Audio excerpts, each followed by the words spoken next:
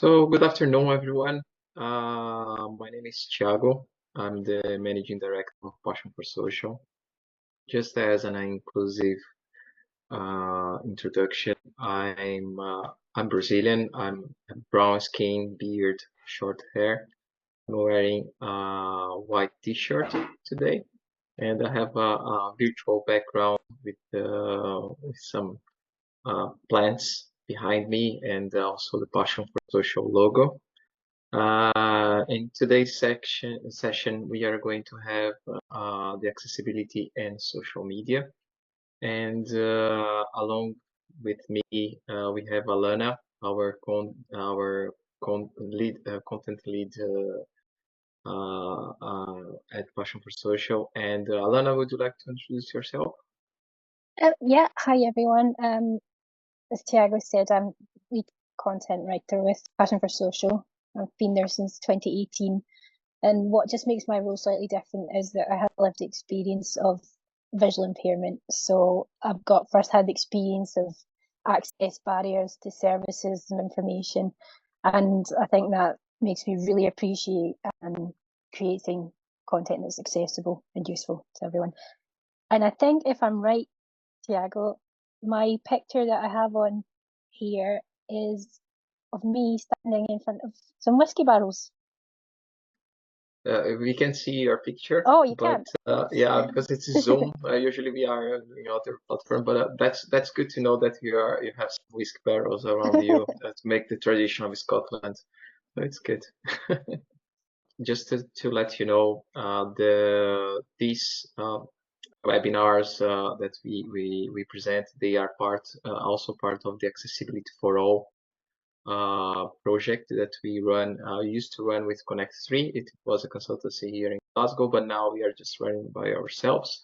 That's a project that we offer accessibility audits and also some free webinars. You can find more on accessibilityforall.scot on the website, so you have more information about our services as well. So just the first slide, our agenda for today, we are going to cover what is accessibility, the social media platforms, the content and accessibility, images and accessibility, videos and accessibility, the hashtags, social media channels, and we are going to wrap up all the information and then we go for the Q&A. So for the first slide, we have what is accessibility. All the images that we have on the slides from now on, they are decorative, so I'm not going to be explaining except for one slide. Then I'm going to explain more. All the others is pretty much content. It's more like an assistive resource for you to follow the presentation. So what is accessibility? Accessibility is defined as a meaning that people have access to the physical environment and transportation, transportation, information, and communication technologies and systems, and other facilities and services. One thing that's important when you talk about accessibility, you have to remember about the word access. So it's everything that you can access. And different from most people believe that accessibility is for disabled people. That's a fallacy, if we can say that. Accessibility is for everyone, for every single person. We have to consider accessibility. For example, many people wear glasses. And if you remove the glasses, the person is not going to be able to access most of the things on the screen, for example. So that proves that accessibility is for everyone. You're going to understand more in the following slides. One specific data in here is that over 35% of the population directly benefits from accessibility. So we always play that, do you want to miss out this market share? Because a lot of the websites, more specific in digital accessibility, most of the websites in the last research, we found out like 80% of the websites in the world are not accessible. And imagine how many people are excluded from this. So by having more accessible means to your physical premises or any digital tools you have, you are including at least 35% of other people that you are not including before. So this next slide is are the types of disability. This is a very important slide especially for beginners in accessibility, because this slide talks about when and how the disability or the barriers happen in society and with people in general. This is the slide I'm going to describe. We have a 6-column slide where the first column is about the moments of the disability, and the other 5 columns they are about the senses every human being. Touch, see, hear, speak, and cognition. And we have 4 lines. The other 3 lines are the permanent, which is the first column. Has the first line as a permanent condition, a temporary condition, and a situational condition. Then we have the crossovers along with the touch, see, hear, speak, and cognition. So just for an explaining, I'm going to go through the first line, the first column that we have the touch. So the permanent condition of the touch is a person with one arm. Temporary condition is a person with an arm injury, and a situational condition that is a person carrying a baby, for example. So this is a way to understand how accessibility is important. So imagine that I'm going to give more examples of digital accessibility that we are going to talk more today. So just to give you an example, so imagine that a person is navigating the social media channel on Facebook or Instagram, and this person is carrying a baby. So this person is going to be using just one hand, like is going to scroll with one hand. If the website or if the platform is not accessible using one hand, you are excluding all these people that are carrying a baby or have an arm injury or just have one arm. So that proves that accessibility is for everyone. So every single person that can go through a situation or a temporary or a permanent condition in their lives. Take another example. I am, as I said in the beginning, I am Brazilian. English is my second language. So many times I have a lot of difficulties in understanding some different accents. When I I live in Glasgow, and when I arrived here 7 years ago, I had a lot of difficulties to understand the Glaswegians with a heavy accent. Even many of the English that comes to Glasgow, they have difficulties to understand. So this is a situational disability. Like you cannot understand, you cannot communicate properly because either you speak with a heavy accent or you are hearing a heavy accent that people cannot understand each other. So this is a situational disability. And if you get like a temporary disability in the speak, you would say that's a laryngitis. Laryngitis, I don't know how to pronounce this in English, but it's when you have like a problem with your throat, you may have a disability in your temporary disability. And there are people that are non-verbal, so they either they are deaf or they are just non-verbal. They experiment this permanent condition. So this table is very interesting to use in your user journeys when you think about the audience that you are reaching. So is your content covering all the senses? Is your content covering all the disabilities, the potential disabilities that they exist? So this is a slide that's very, very important to cover and to think about. I'm going to the next slide. The importance of the accessibility, that's the right thing to do. This should be reason enough to bake accessibility into products, services, experiences, and workplaces. Any comments or any questions so far? If I'm going too fast, please let me know. Alana, do you have anything so far? No, well, yeah, just to add that accessibility is the safest thing to do as well, as I learned recently. Unless we want to become a nation of serial killers. I decided a few weeks ago to have a think about and find my romantic side and order a meal for my partner and used a well-known website. And the accessibility was so poor that I really had problems navigating and ended up ordering a prawn dish rather than chicken. And we didn't discover until we'd started eating it. But fortunately for me, my partner didn't actually ingest any of the prawns. I mean, the problem was bad enough, but it could have been so much worse. So yeah, safe thing to do as well. That's a very good example, Alana. Thank you so much for that. So think about accessibility as a way to communication. So social media is pretty much about communication. And we are going to talk more about the platforms. So social media platforms are gateways for brands and websites. Therefore, content and presentation must be as accessible as any other marketing tools. General guidelines not to forget.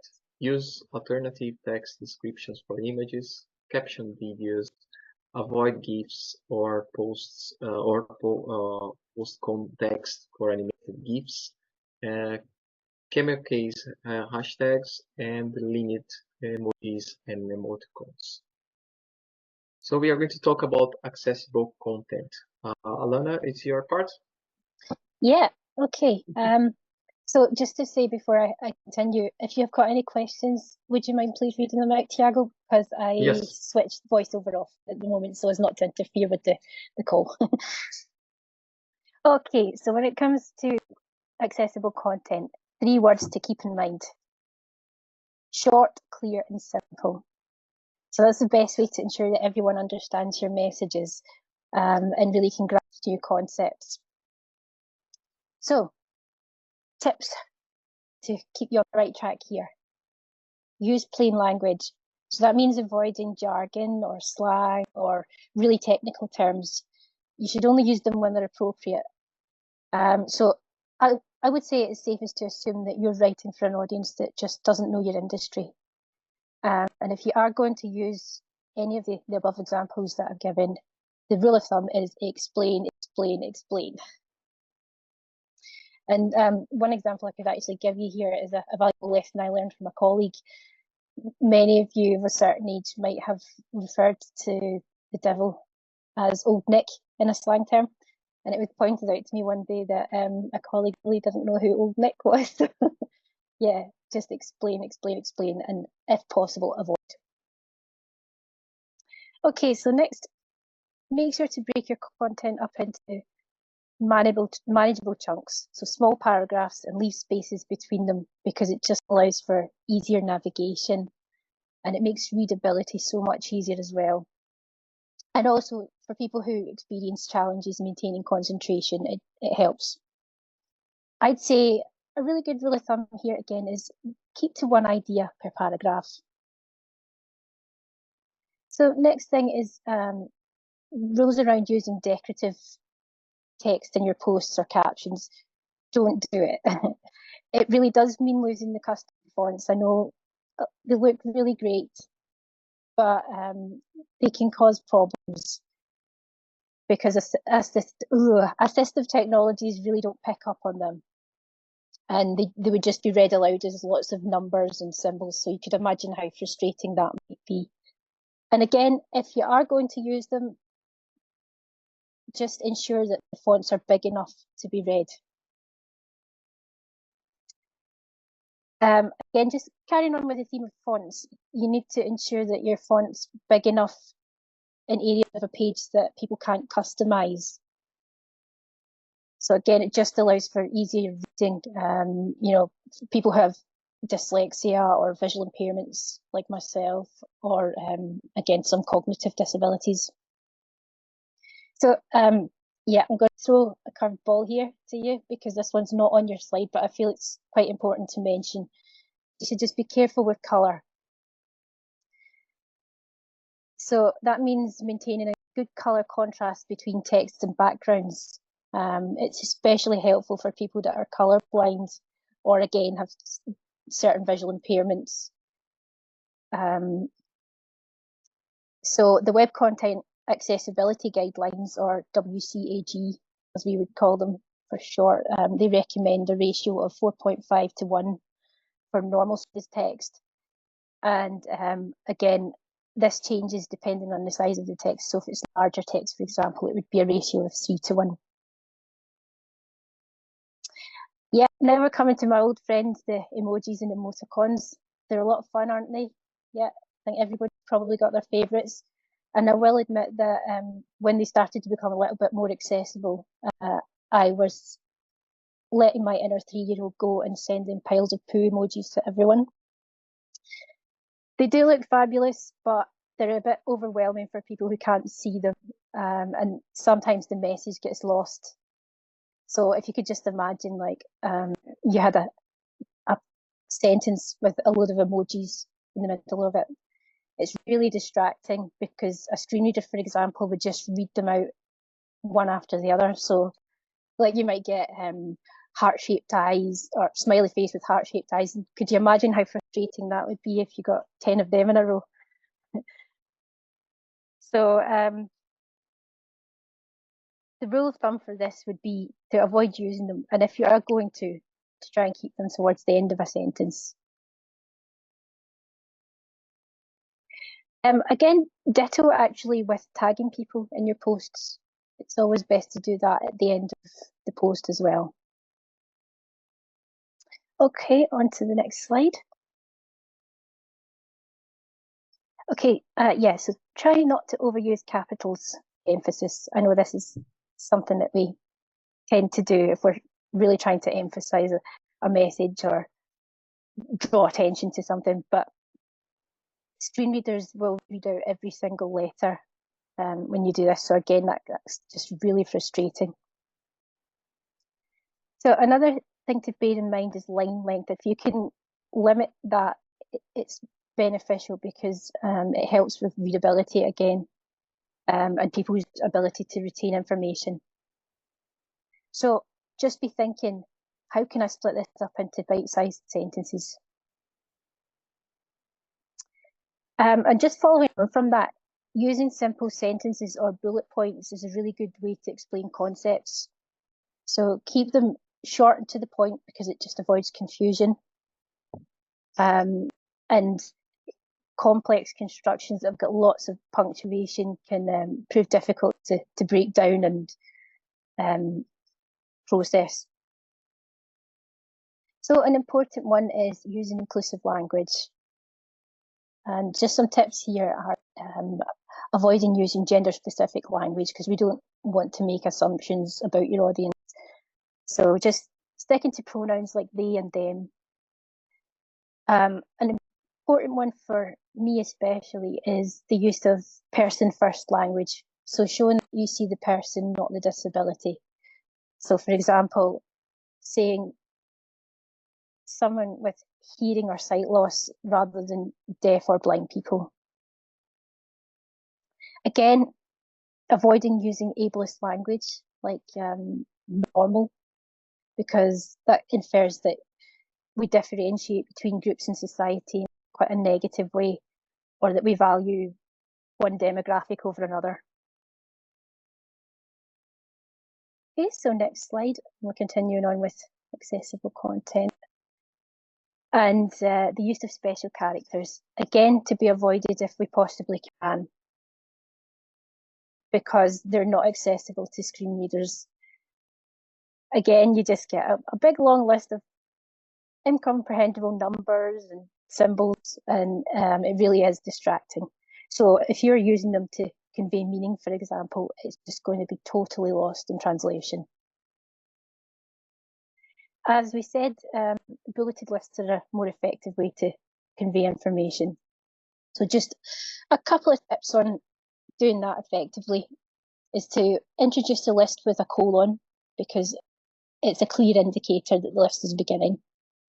And keep the list items brief, as we said.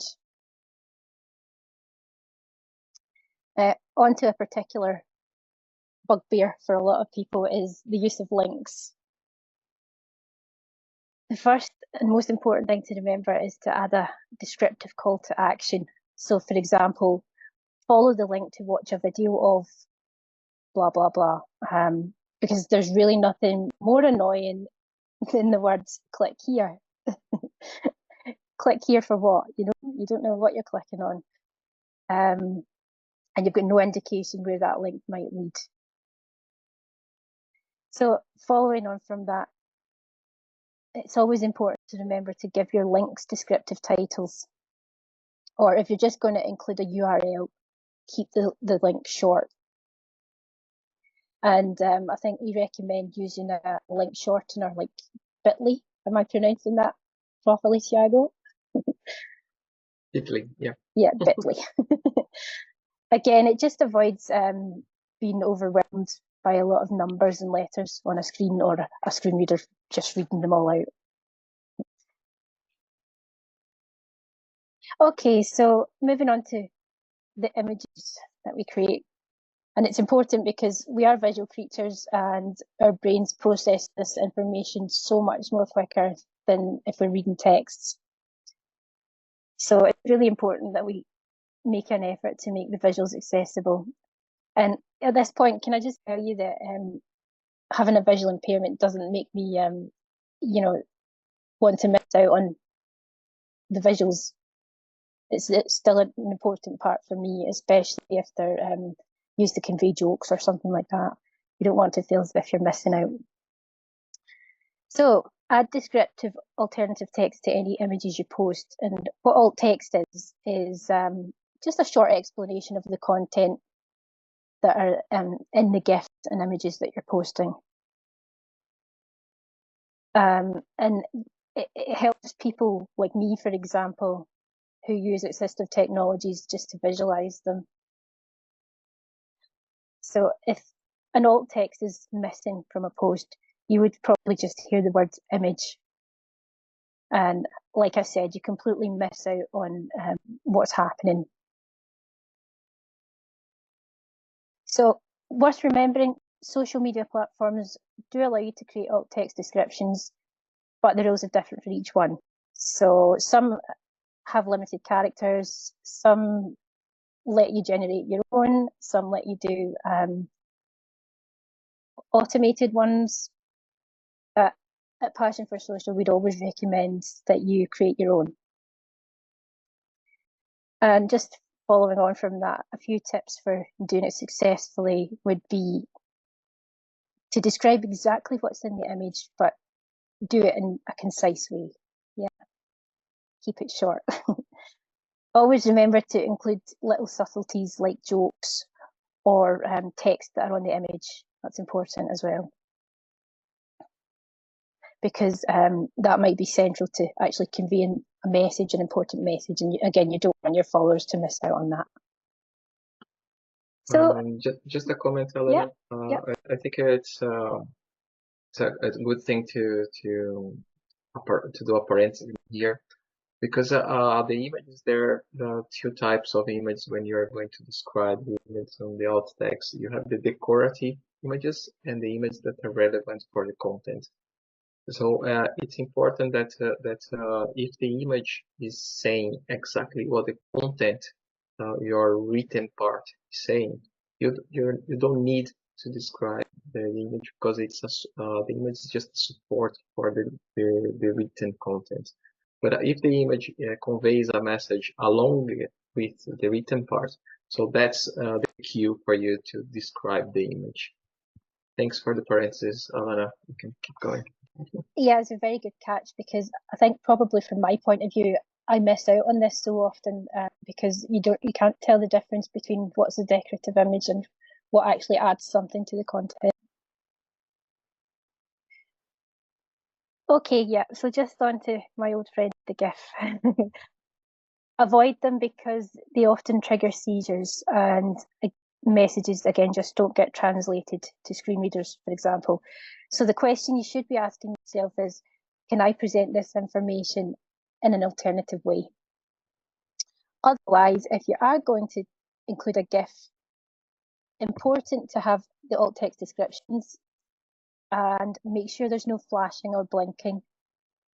And a really important one is to remember to give users the option to pause the GIF. So coming on to colour, which we spoke a little bit about already, but most of the same rules apply when you're creating images. There are just a few more things that you do need to be mindful of. So be sure you're using the right colour contrasts, and that means no reds or greens and blues or yellows that are undistinguishable to some people. Keep a high contrast between text and the backgrounds that they're placed on. So again, this just aids with readability, and the Web Content Accessibility Guidelines, as I said, recommend 4.5 to 1 or higher. So if you are going to have any text in your image, make it easier to read, placing it on a solid coloured background. And don't ever, ever use colour alone if you want to convey a message. Again, this is just because assistive technologies won't pick up on it and it'll just get completely lost. Finally, and again, we did cover this to a certain extent, just use legible fonts and sizes. So we would suggest you keep to a font like Calibri or Arial. Maybe Tiago's got a few more suggestions that he can share with you. But these are just less heavy on the special characters. And we'd also recommend a font size of minimum 12, absolute minimum 12 or higher. When you talk about fonts, we are always saying that non-decorative fonts, those with strange or different shapes, and avoid also serif fonts. So it's non-serif fonts are the recommended ones for text. Okay, next slide. We're talking about videos because it is the most consumed format of content on the web today, and it has been for some time. But it might surprise you to know that on a platform like Facebook, something like, I think it's 85% of their content have no sound, the videos. So we've just got a few tips to help you level the playing field.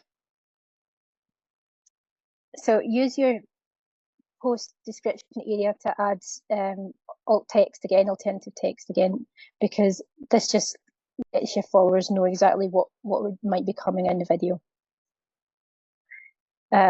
Closed captioning when sharing a video is an important one because it provides a text alternative to the video spoken dialogue.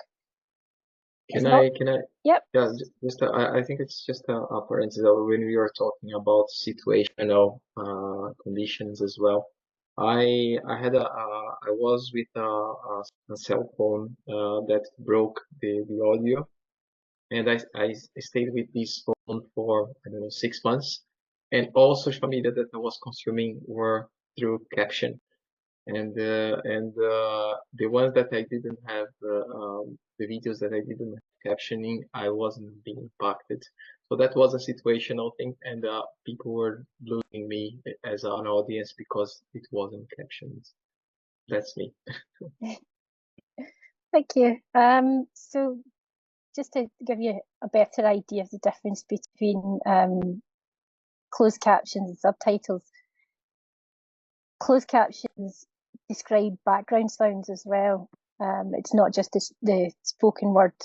So it might be things like doorbells or telephones ringing or, what we'd call sound cues. And just adding these closed captions means people from the hearing impaired community can fully access the video's content. And as Tiago said earlier, it's also very beneficial for people whose first language isn't English. So you can do this by creating what is called an SRT file and uploading it alongside your video.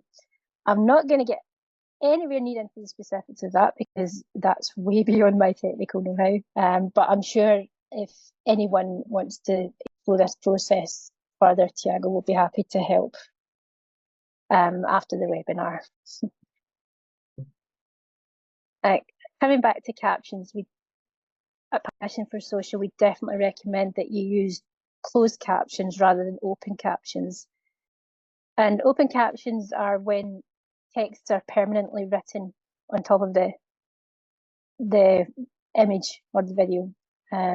So they can't be toggled on and off when a user needs them. That's the most important thing. And they can only be translated into one language per video.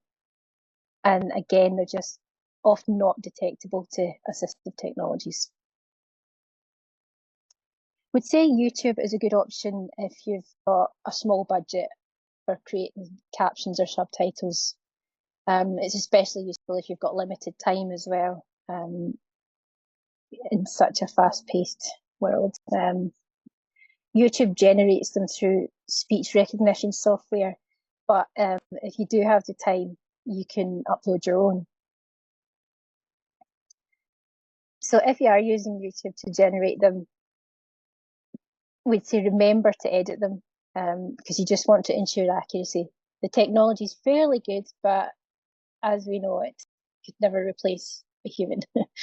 and you wouldn't want anyone missing out on your key messages. Did you want to come in here, Tiago? Well, it's just I think you said about the human touch is an important part about when we can connect to AI, which is the next webinar for CCDS. But AI can generate very nice captions or alt text, but it doesn't give the sense of the human touch or even the human style. And it's good to be differentiating your audience. So consider to create yourself the captions and the reviews of the captions as well. That's me. Yeah. Okay, so on to my old friend, which is the audio description. If possible, it's good if you can upload a file with audio description for your visually impaired users. So it should be written so that it fits into the gaps in dialogue, and also describes everything that's been seen on screen, obviously. So that could be like charts or diagrams, for example, or email addresses. That's an important one that, again, I have experience of missing out on. You might think, I'd really like to contact that person to ask some questions at the end of the webinar or whatever, and you just completely missed out on the email address. So you could record it yourself, but a synthesizer voice is another option if this is something that you're really not comfortable with. So again, if you can, with your videos, include links to versions in other languages or with the audio described version as well. Again, if you're using YouTube, you can include links to other languages for people's whose first language isn't English. So just a quick one on making the video itself. Again, I don't want to get too technical here. The framing of the video is important. So whenever it's possible, you need to film with room in the frame for additional captions to fit. So don't cover faces or important content, for example, because you don't want your followers to experience difficulty reading the content that's in the captions. They might also be missing out on other important information that the captions don't contain. And again, just a little one that's not on the slide, but I thought it's well worth mentioning, is choosing a media player that supports accessibility. So we would recommend one that has subtitles or captions built in that can be toggled on and off. It's got clearly identifiable buttons and controls. It can be controlled with a keyboard, because it's important to remember that not everyone can input information or interact with a site using a mouse. And of course, it supports audio description. And finally, that again, it just supports color contrast between text and backgrounds.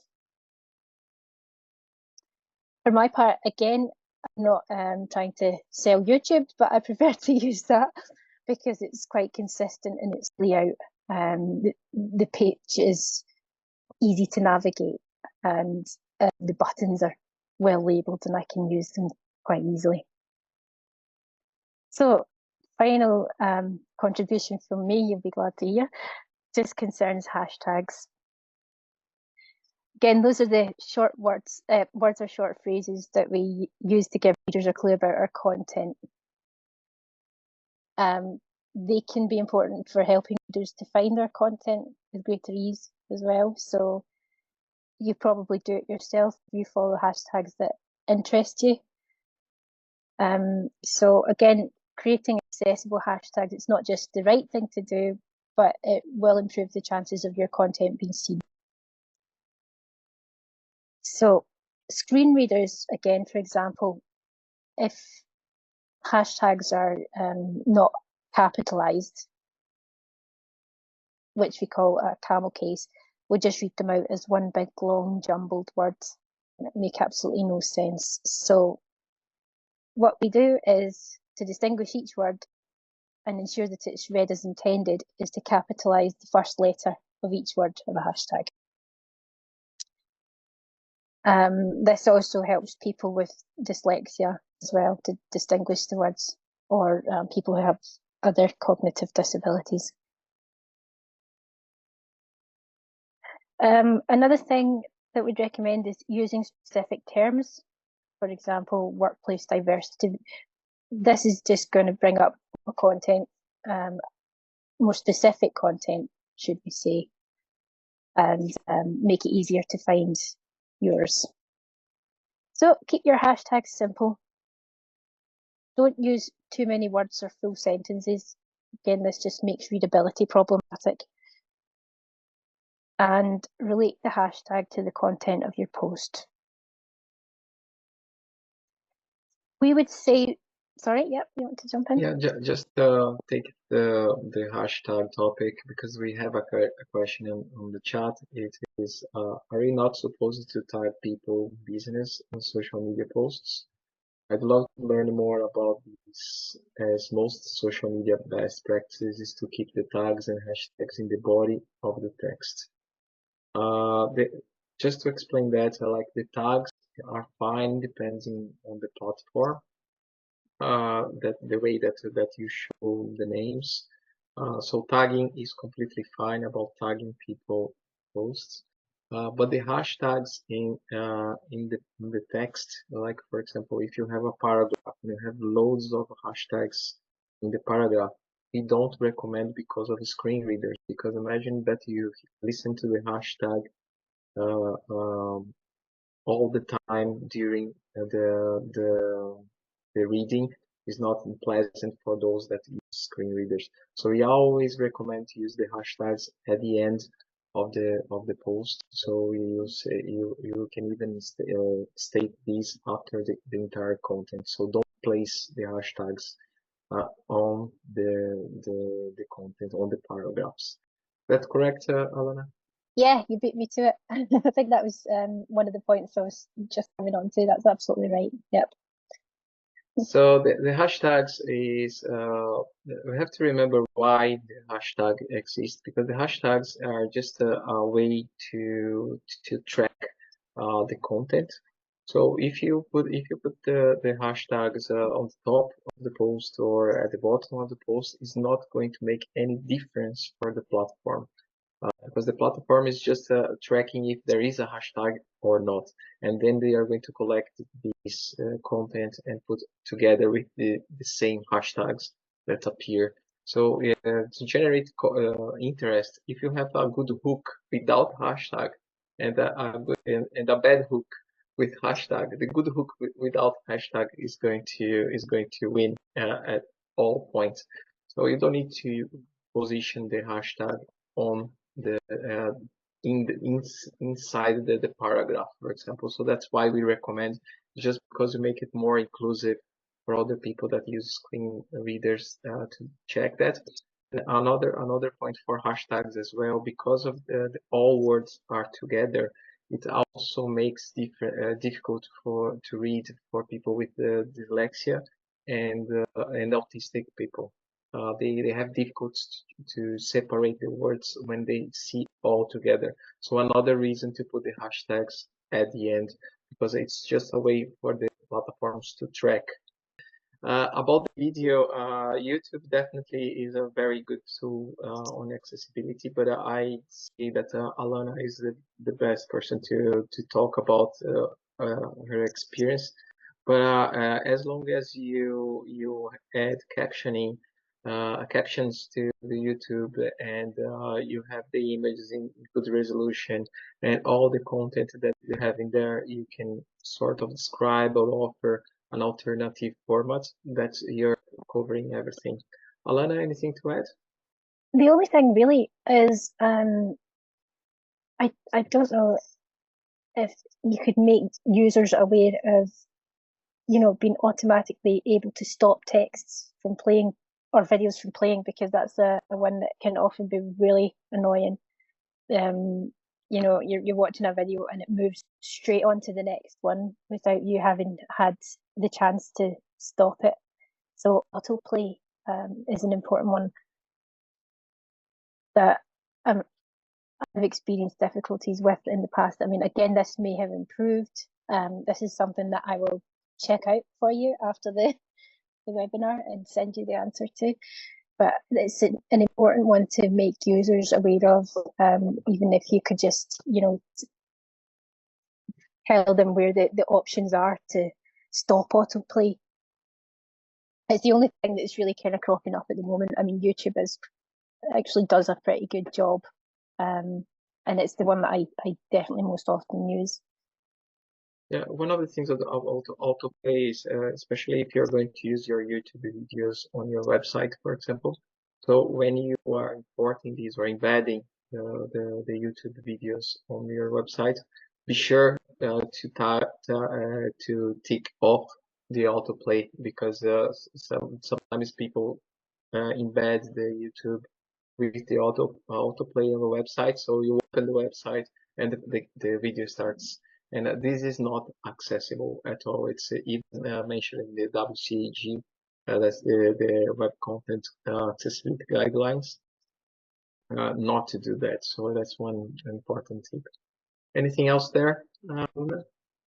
The final thing was just limiting yourself to 2 or 3 important hashtags, ones that really connect with your content. A lot of people have the idea that the more the merrier, but it really isn't the case. And again, it's really not helpful from an accessibility point of view.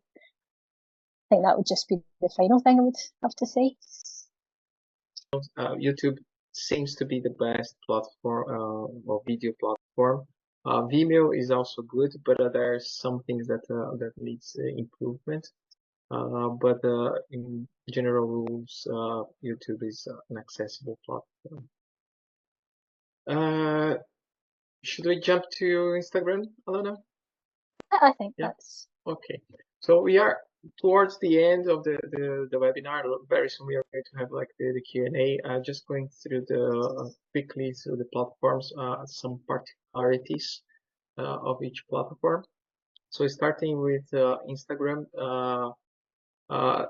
edit Instagram's machine-generated alternative text to provide more detailed descriptions that also give context to the photo. So we have this tool in Instagram, so you can auto-generate the alt text and use this to help you out, but always check, always see if everything is correct.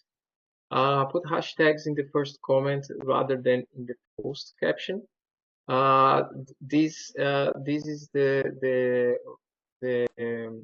tip that usually you put in the comment rather than in the body of the post, so you can get like the hashtags and comment with your own account, comment with the hashtags in the comment rather than in the post, in the body of the post. Avoid using Instagram Live. I know it's for some situations you need to use it, so do use it, but avoid it the Instagram Live because it's not accessible in the sense that when it's live, you're not going to have captions. If you do have captions, it's not going to be accurate, or it's going to be slow. And so people that have some barriers, they struggle with this Instagram Live. So even only if it's necessary, you use this. Otherwise, try to use a recorded video with all the elements that we need for accessibility. Then LinkedIn, some particularities. Picture display for common words. This is a feature on LinkedIn. The Microsoft's immersive reader, it's also a feature for LinkedIn. So these features, they are new features. They were released by the end of last year or beginning this year, and some people can access these features embedded on LinkedIn. The other one is syllable splitting, the breakdown of complex words and into syllables, and real-time translations and text-to-speech. Those are particularities, are tools for accessibility that LinkedIn provides for people. And TikTok, we don't recommend TikTok as a platform because it's not inclusive. Overall, TikTok has limited accessibility features, and other social media venues are encouraged to be used instead. If you must use TikTok, however, there are things you can do to promote accessibility in your posts. So make sure your TikToks make sense from the beginning to the end, and use TikTok's auto captions feature to transcribe a video's spoken audio into text. Finally, X. Well, I suppose most of us are from the third sector. We don't recommend X at all. It's more for political views, and it hasn't been a very ethical platform. But if you do talking about accessibility, when you tweet hyperlink, indicate whether it leads to audio, pic, or picture, or video using the brackets. So put these in your posts. Use a URL shortener to minimize the number of characters in the hyperlink, and put mentions and hashtags at the end of your tweets. So wrapping up, we have made available some useful links. So all of you are going to have access to this presentation, and throughout the presentation you have some links. So they are all underlined when you have a link. No links to the Web Content Accessibility Guidelines. So you're going to have a link to the WCAG to read and learn more from it. There is the subtitle creator, the color contrast checker, Passion for Social's ebooks. There are several ebooks that we have released that on social media, marketing. What else we have? Websites. What else we have? Alana, I forgot. We have so many. But well, everyone checks in there. Setting accessibility options in Facebook. That's an article, so it's helpful for you that you use Facebook to have to improve the accessibility. And social media accessibility includes design tips for 2024. That's another article that we selected for you all.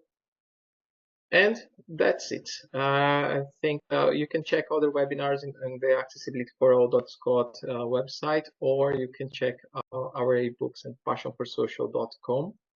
And I think that's it. Do you have any questions? Alana, do you have anything else to add before you open for the questions?